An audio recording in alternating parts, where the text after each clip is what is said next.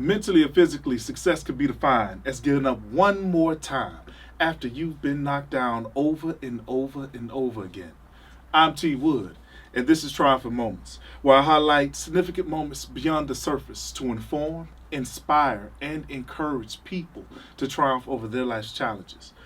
With me, I say it again, with me today, I have none other than my brother, Kevin Kuteyi. Kevin is also known as Uncle Skobb. He was born and raised in Prince George County, Maryland, where he developed a strong love for the game of basketball. He went on to play at the NCAA level and concluding his career at Chowan University. He is big on bringing people together for a greater cause. He strongly believes that any type of God-given talent is a tool to experience freedom. Kevin has used basketball as his tools to unlock doors after doors after doors. He has worked out with and trained with several NBA, WNBA players, led Nike basketball camps, organized events. Y'all, the boy be putting in work, okay? For local community centers and worked with the top high school program. He is founder of Separate Yourself LLC, Trench Work, and Street Stars LLC. My brother, welcome, welcome, welcome. That's a great introduction, man. Hey, I wasn't even expecting all that. Hey, I tell you what, you know what? Matter of fact, I'm going to go ahead and jump right on into it. What would you consider, I know you can't say normal, but what would you consider your normal routine Monday through Friday in the morning? Like, what's your daily routine in the mornings, Monday through Friday? What does it look like? Push-ups? In the yoga? mornings, yeah, I just make sure I try to, it changed recently, but now I try to make sure I get a workout in, I eat fruit, and I get some nature. Okay. Them the three things. It might not be in the same exact order every morning, but that's the main thing, though. Nature, fruit, and some type of like tea or workout. You know what I'm saying? Look, just for those listening, you said nature. Help them understand what is nature, because I got a couple ideas that came to my head. What's nature? What do you mean? Nature is just, outside. Trees, water, walking, bike ride. Because I just feel like it gives you a certain level of grounding that you can't get just like, waking up and then getting on your phone and checking emails or whatever you're doing, like watching TV. It's just different when you go outside. It's like you hear the birds chirping, you get the breeze. You know what I'm saying? It's like a level of meditation. You feel me? Exactly. Yeah. Without like actually meditating, Like I honestly feel like walking in nature is better than sitting in the house and meditating to me. You know what? I'm going to have to jump on that one there. Yeah. Hearing the elements. Yeah. I'm with it. Than just sitting in your house, and not saying it doesn't help, but, just outside, just something about just being outside and just looking at trees and hearing the birds chirp. You know what? I'm going to point out something. I'm going to use that to point something out. Listen, to all the listeners and followers, you can find your own unique thing and unique way to really tap into yourself. Because that's what I'm getting, bro, when you say that. You can find your own unique thing. It doesn't have to be what's expected, whether it's yoga, whether it's a bite to eat, or a walk in the park. Yeah. Whatever gets you to that point, right? Yep. I'm with it. So look, what was it like growing up in your household? Any siblings? Mother, father? Yeah. Primarily mother, primarily father? How was it? How would you describe it? So growing up, I had two brothers, two sisters. Or one brother, two sisters. I had a little brother later on. But growing up as a youngin', I was the youngest at first. I had my mom. It was my mom and my dad. And then they got a divorce. Then I got a stepdad, which I was kind of close with him. I called him dad. So we were pretty close. Yeah. So, I grew up with my mom and my dad. But then, I hit an age I was 16. That's like middle of finding out who you are and who you not. You know what I mean? So that's when I lost my mom, though. So, it was my stepdad. And then I ended up moving back with my real dad, because they're not together no more. So it was just kind of like a split thing. But, growing up, I was close to all my siblings. Okay. I was an outside baby. Nowadays, a lot of people inside babies, iPad babies. Come on now. But I was an outside baby though. I grew up just going outside, experimenting, you know, we played little games here and there, but outside was my thing. Like, I just love outside. For all y'all don't understand, you know, brothers like us, see, we didn't have to have all the fancy stuff. We could find little things to create a game outside, Literally, right? I'm telling you. Like, I'm talking about, I don't know if y'all know, but I used to put the soda cans on the bike and get the motorcycle sound. Come on now. You know what I'm saying? Like, stuff like that. Like, See? that's fun. That was fun to me. See, I was of the era of the peach basket. I ain't gonna say the age, but the peach basket was the hoop. Okay. Against the tree. Okay. Yeah. I was that's not my era. But I would say we had the garage. You know the little ledge on the garage, like no court. We just shoot, and if you hit like the sharp part, that's a bucket. Boom. You get like we made games out of stuff. I get what you know. So we made games out of stuff. You hit the edge, it's a point. If you don't, no bucket. Man, look. So. One of the things that that really stands out here is that you had the opportunity to play college ball. How would you describe your college experience and just playing it at the collegiate level? How would you describe it? I guess it was fun. I guess it was a lot of thinking. I would say that. Like, you know, you had to cater to what the coaches wanted. Mm-hmm.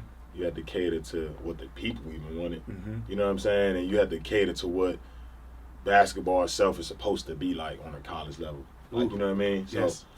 So, I don't want to go too far off on the question, but you know that's why I love street ball because it's just limitless. Like you can just do whatever you want as long as you're dribbling the basketball. You know. So tell me this. Level of competition. How would you describe the level of competition that you faced in college basketball? Did you find it extremely difficult, or was it more because just like what you described, you said you know it was a lot of thinking going on, so you didn't get to kind of move at your full potential? I think that's more so what it was because the level of competition, I feel like it wasn't that. It was cool, but it was like if I'm there, clearly I can compete with y'all. Come on. Yeah, so no, it wasn't nothing I couldn't handle. Like I was always a starter at every school I went to. I was always like one of the top scorers. Like, I'm just good at basketball, you know. You know, thank God. But come on now, I'm just good at basketball. So it was never like nothing where these guys are too good. I can't even do this, can't even do that, you know. So, right, y'all. Lessons learned there, y'all. Lessons learned. Yeah. So what I want to do is. I was always told by my mother that if you just continue to live, as long as you could breathe and you know live life, you're always going to run into some type of challenge in your life. There's always going to be something that you're going to have to either find a way to overcome it, or literally you just allow yourself to fade away. Yeah. What is something? Thank you. What is something that you could think about that's happened in your life that people may not even see on the surface, but something that's happened to you that you've experienced that you had to find a way to overcome it? I feel like there's a lot. I mean, can I get more than one? You know what? Maybe they're all connected. Just throw it on out. Okay, because it might be. You know what I mean? But I think so. When I was in I went to 4 different colleges. Just being. I guess you can call me a knucklehead. You know what I mean? It was just like I said, you know, college is a lot. Like you got to focus on a lot. And you know how I grew up. I told you I was an outside baby, so I was doing a lot of stuff like just from getting the thrill from it or whatever. Right. But more of the story, I went to one school and I got kicked out for stealing a TV. But backtracking, I always been stealing, not from people, but just like. You know, like it was just like a thing me and my friends did. You know what I mean? Like we just always, we take that. Let's see who can get away with it. Oh, you got away with that? It was a normal thing. You know what I mean? Like it was a game. Like you see how we make games out of everything. Yeah. But yeah, stealing just became like a norm for me, really. And then after getting kicked out, I had to rethink. I'm like, dang, after all these years, I finally got caught for stealing, and you know. I couldn't play basketball, which was something that I really loved more than stealing, more than all them other games, putting the soda can on the wheel, you know what I mean? So I got kicked out, and I told myself I would never steal again. And you know, I was home for a little minute. Ended up hanging with my friends more, fighting with friends, broke my hand, just doing a whole bunch of stuff that I wouldn't have been doing if I was in school. Feel me? So fast forward, I finally got back in school. You know, started getting back in the plan or whatever. But I feel like me getting kicked out for stealing, it kind of made me think, like the way I move now, it's helped my character, because now I always try to do the right thing. You know what I mean? Like it's weird. I don't know if that makes sense to you. No, it does. But it's like, you know, I just always, even if it's not stealing, it could be just, I don't know, it could just be anything to where you know that's not the right thing, so you're not gonna do it. And that all came back from me getting kicked out for stealing. I just feel like it's always in the back of me, like, damn, if I do this, I something might happen to ruin what I got going on now. That's called experiences, you know what I mean? Man. Yeah, so I think that's big. That I never stopped thinking about that. I mean, and when I was that was a JUCO, a junior college, and I had like a lot of Division I's looking at me. I had a lot of Division I's. Like the route I was going was like D1, hopefully maybe NBA, who knows, or like high level overseas. You know what I mean? But you know, me stealing that TV and getting kicked out, I feel like that kind of ruined all of that. And I wouldn't say it's for the bad, right? Because you know we're doing something now, but yeah, it's just I just always think like, damn, I'm not doing no other bad stuff because it might ruin what I got going on now, and I don't feel like restarting and doing something else, trying to bounce back. You know what I mean? No, I do. So yeah. I tell you what, is it safe to say? You tell me. When you look at that moment, it might have prevented and blocked other things from happening that you might have anticipated in your life. It caused you to create something else. So here's my question for you. When you think of every decision that you've made in your life and your ability to transform whatever situation that you have and keep pressing forward, who the hell put that fire in you? That's a good question. I wanna say my mom did, because I was a mama's boy, and I told you I lost at 16. But I don't know. I just always looked at my mom like a hustler type. You know what I mean? And she was, actually, because when I was in middle school, she was giving me like candy. She had a dollar store. Like I said, here's something I want to touch on. One thing that we said was, you said that fire in you was created or placed in you from your mother. So watching your mother as she grind, as she hustled, and she did the variety of things. I mean, you mentioned some stuff, and your mother doing that. Yeah. If you noticed those things and watched your mother do that, that means that she was a beacon for you. She was that level of an example of leadership for you. So then what that tells me is that when you lost her at the age of 16, you're still living here with a smile on your face right now. Was there a baton passed? What's the motivation? She's gone. What kept you? Are there memories? Are there gestures and things that were just left in you? Like, what? You could have quit. That's all I'm saying. Yeah. And you didn't. I could have, but I don't see her quitting. I never seen her quit, honestly. So, you know, even like when, you know, her and my biological dad got split or whatever, it wasn't no, I need help with this. She still had the dollar store. She still was doing what she was doing. So, you know, it was just us for a little minute until she met my stepdad or whatever. But yeah, I mean, I don't know. I honestly never thought of quitting. I can't even give you like I think I'm done. Like, it was never that. You know what I mean? Like, even if it crossed my mind, maybe, but it was just like, nah, no way. Like, what? We about to do this and do that. Like, you know, I don't know. It was just one of those. So, my mom is the reason I started playing basketball, honestly. So, like, it wasn't, you know, usually it's the stories of like the dad taking them to the park. Like, nah, we were outside playing, but she signed me up for my first community center, Glen Ridge Glen Ridge. Was it Raiders? But it was in Bladensburg because that's where a dollar store was. So instead of me just sitting at the store with her all the time, she signed me up for basketball. And then, man, we here. You never really. It's like you never really let that go. See, I work with a lot of youth.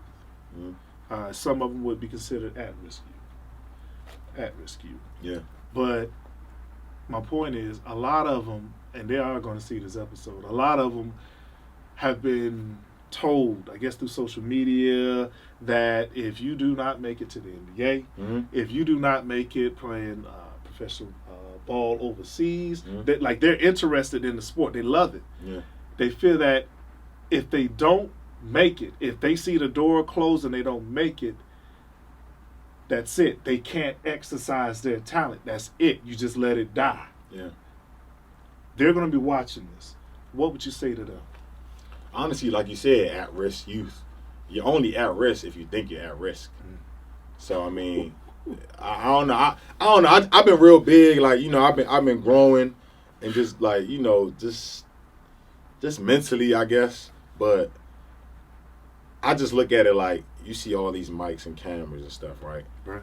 They not gonna work unless you plug them up or like, you know. Boy, you better stop. No, for real. So unless you plug them up or like, you know, turn them on, some type of electricity. So I just look at it like, but your mind is always working. So you can't tell me that that's not like some type of God in you. Not saying that you're God and you can need to bow down to me, but, you know, I feel like I don't know, I just feel like that's what God gave you, like your mind. If he ain't give you nothing else, he gave you your mind. That's always working. So how do you think you're thinking? Like, you think you just, like, it's not plugged up to anything. Come on, man. You know what I mean? So clearly there's some type of power in you. I just look at it like, if you alive, you always, it's something for you to do here. You just got to think it and do it. And that's just as real as it's going to get. You got to think it and do it. Because there's no way you hear and you, like, I don't think nobody alive should be miserable. And it might sound like hardcore, like, well, you ain't been through what I've been through, and ooh, but it's like, you're alive, so clearly it's something for you to do here. The people that's dead is gone, so God already used them for what, you know what I'm saying, it was over with. So, you know, I don't know if y'all know Errol Spence and Terrence Crawford about to fight. I don't know if y'all into boxing, but yeah, that accident he was in, he could have just been like, yo, I broke my nose, my teeth fell out, my eye, like, you feel me? He came back and won a belt. So it's just like, I don't know, I just feel like if you hear God is trying to use you for something, you just got to understand that and know that he's trying to use you for something. You know what? It's funny because since day one that I met you, you've always struck me as the type of person who would use every tool in the toolbox before they let go of something. It's like you'll make a wrench work for a hammer, something that you need a hammer for. You'll try to use every tool in the toolbox. And when I watch what you're doing, and I watch the pivot that you made from things not doing the expected, okay, NBA, okay, overseas, you still made a way to use your talents to encourage and to still utilize, you know, what God gave you. So I tell you what. And maybe that's the fire that's lit under me, honestly. Because people has expectations on me where like, oh, if you ain't do this, you ain't this. And I'm just trying to show people like, I don't got to do that. And now NBA players follow me, watch my videos. You know what I mean? And I didn't have to do that. So I guess that's the fire to me showing y'all like, bro, you don't got to do that. You can do this. You don't even got to do what I'm doing. You can do something else. Like it's just, you know, it's all about here, man. Everybody listening to all this, you ultimately you cannot be afraid to go against what direction the crowd is going. You gotta be willing to create your path. All right, we could walk down that set of woods with a path that's paved. Yeah, we could do that, but we know where it's going. But what happens when you walk up to the woods and you're in front of a set of trees, bushes, and everything? You get your blades out, you chop it up, and you create your own path. And that's exactly what I see you doing. And I respect that. Tell us a little bit about Separate Yourself LLC. trench work? So separate yourself. It started. That's what started this whole thing, honestly, because that's what I really had to do. I want to say I'm gonna try to. It's a long story, but I'm gonna try to make it quick. Mm-hmm. So, right after college, right? You know, you chasing the dream. I think that was part of the time when you were trying to get me overseas or whatever. Uh-huh. I was trying to figure out what I'm gonna do, you know, and that's the part where I had to use my mind. So, trying to go overseas, working out, doing this, doing that, trying to go to combines and stuff like that. Nothing is working out. I got one offer to go overseas. They offered like $300 a month, and it was a point in time where I would have went for free, but I was like 26. It was like my 26th birthday, and I just started training like my nephews because, you know, they like basketball. So I'm like, oh, y'all train them while I'm here, getting ready to go overseas. So I started to like it, and I started to see how much they liked it. And, you know, that's where Uncle Skobb came from, by the way. But, yeah, I started training them and see how much they liked it. And then I did the Daniels fast. And I was just like, you know how you just frustrated. Sometimes you be talking to God. You be like, man, look, if I do this fast and I don't get no contract by the time this fast is over, I'm done chasing it. Ooh, I'm done with it. You know what I mean? Like I was giving him ultimatums. Yeah, you know what I'm saying? So I did that, and nothing came. So my brother owns a State Farm agency, so I started working with him and just doing training and working with him. And then like I was just like, dang, what am I don't know what I'm doing for real. You know, like I'm working at State Farm. I don't even like dressing up. I'm tucking in my shirt. You know, this is what I like to wear on a day. But I deleted social media though. Wow. For a year straight. Like no Twitter, no Instagram, no nothing. And I was doing Uber and you know, working at State Farm. So, you know, doing my Uber rides, I was just listening to Eric Thomas, E.T. and like, you know, the gospel station and like Nipsey Hussle.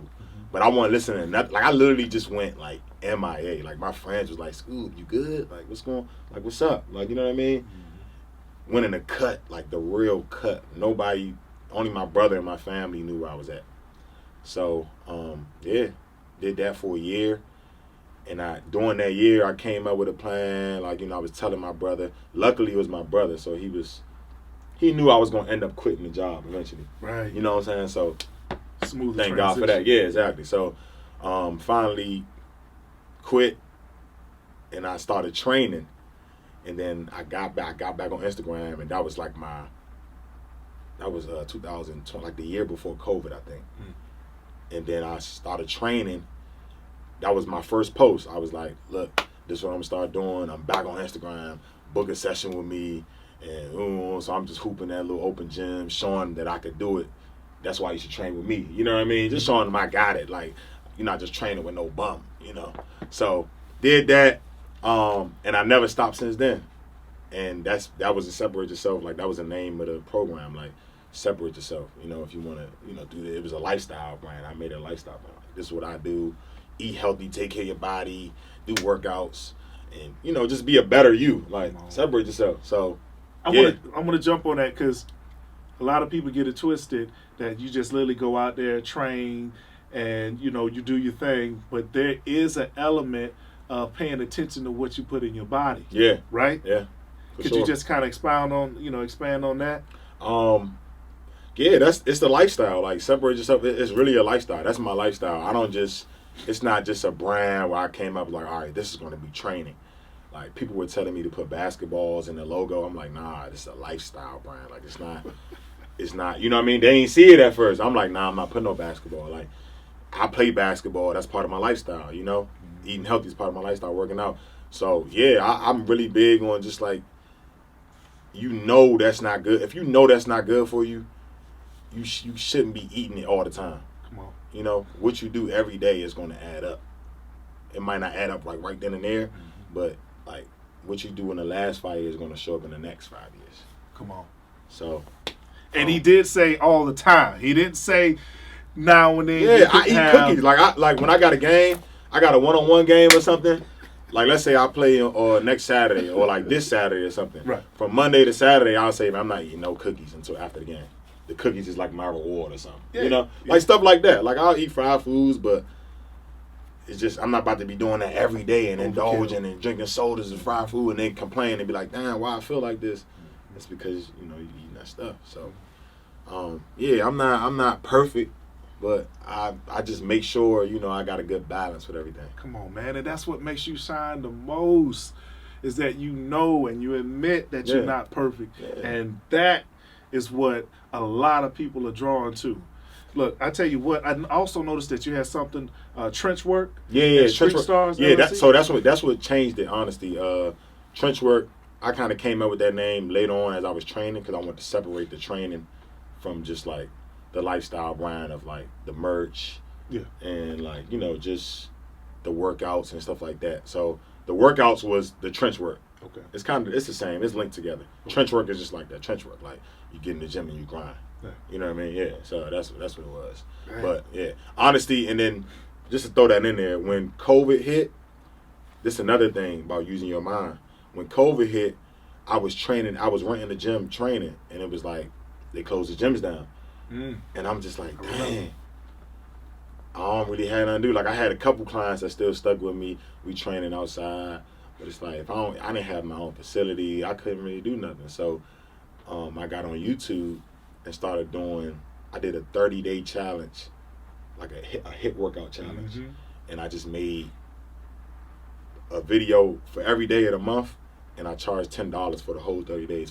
I got like maybe like 100 people to sign up, so that was like 1,000. Come on. But I got some little motion on YouTube, you know what I mean? Like I wasn't thinking about YouTube, so I started putting them on YouTube, and people were liking it, and more people were like getting hip to the brand. Like, oh, it's $10, like, and then you got access to the videos forever.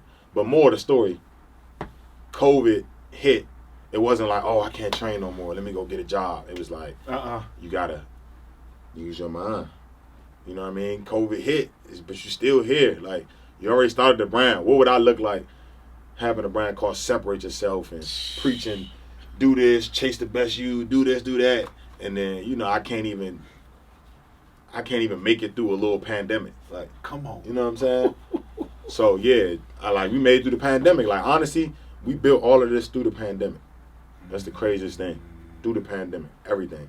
To some degree, I feel like because it was built through the pandemic, it just has that much more level of tenacity attached to it. You know? Yeah. Because you didn't have all the resources at your fingertips. Yeah. But you made it. Come on, man. I'm telling you, it's your mind. It's your mind. You could do the same thing. If you're watching this, you could do the same thing. What makes me different than you? I'm not even where I want to be yet, but it's like I don't have no real worries. Like, of course, we're going to have a little day-to-day stress, but it's like I just know if I keep going, nothing can stop you for real until you die. Come on, bro. So. Look, it's matter of fact. So, what are some platforms that you have that people can follow you? People want to follow your message. People want to actually book you, train, follow what you do, even show up to some events that you're doing in the different cities. Yeah, give it to us. You can follow me on all platforms at Uncle Skobb, Skoob with a K. So Uncle and then SKOOB on all platforms. You can email me at syslllc21@gmail.com for all bookings. But yeah, pretty much you can find everything on Uncle Skobb. Just follow me, you'll see everything you need to see. I had one more thing though. No. Go Is ahead. it with the adversity I had to face? So No. Matter of fact, let me help the audience out because I don't want that brother to be mad at me, man. Yeah. You gotta tell us about Uncle Skobb. You know what I'm saying?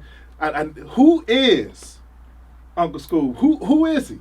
Uncle Skobb is, a person with wisdom, a person from the outside looking in.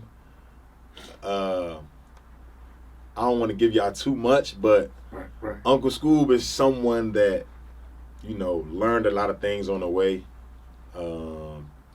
Someone that seeks wisdom on a daily and try to give wisdom on a daily. Come on. And I have full intentions to eventually one day try to connect with Uncle Skobb on an interview. You never know. You never know where we'll be. That's the real Uncle Skobb. Come my on. uncle. It's my uncle. Come on. Come on. So I tell you what, there's something that I created called encouragement for free. Okay. Okay. So when you think about everything that you've experienced in your life, and when we kind of pull it together, you were able to still move on from losing your mother at the age of 16. You took what you learned from her, what you saw in her, and you still use those tools today. You look at what you went through in your collegiate career. You could have just stopped and let your skill set melt away. Because let me tell y'all something. If you don't use the gift that God blessed you with, I promise you He'll take it away. I promise you. Okay? You decided to keep it. All right? You could have had every excuse to do it, whether you transferred to whatever college, you never stopped, and you're still doing it till today, and you're encouraging people, and they're being able to see this happen. What is something that you would tell all the viewers and the listeners? It's some encouragement for free, whether it's your creed or something that you learned growing up. What would it be right now that you would tell them? I would just say, I feel like I'm supposed to give like some type of bars right now, but it's really simple though, man. Just believe in yourself. Like that's really it. Just believe in yourself and do what comes to your mind, because like I said earlier, your mind is it sounds crazy to say it this way, but your mind, like, that's God. I feel like your mind is God. I'm gonna just go ahead and say it. Your mind is God. God is like your mind. I don't care what nobody say. No matter how disrespectful some people might say that is, it's not like I'm, like I said, it's not like I'm telling you to bow down or you're telling someone to bow down. I'm your king, like, you know. But your mind is God, because so if you think something, like, you have to have the faith. You know how they say you have faith. Yeah. That's the faith you gotta have in God, like in your beliefs. You know what I'm saying?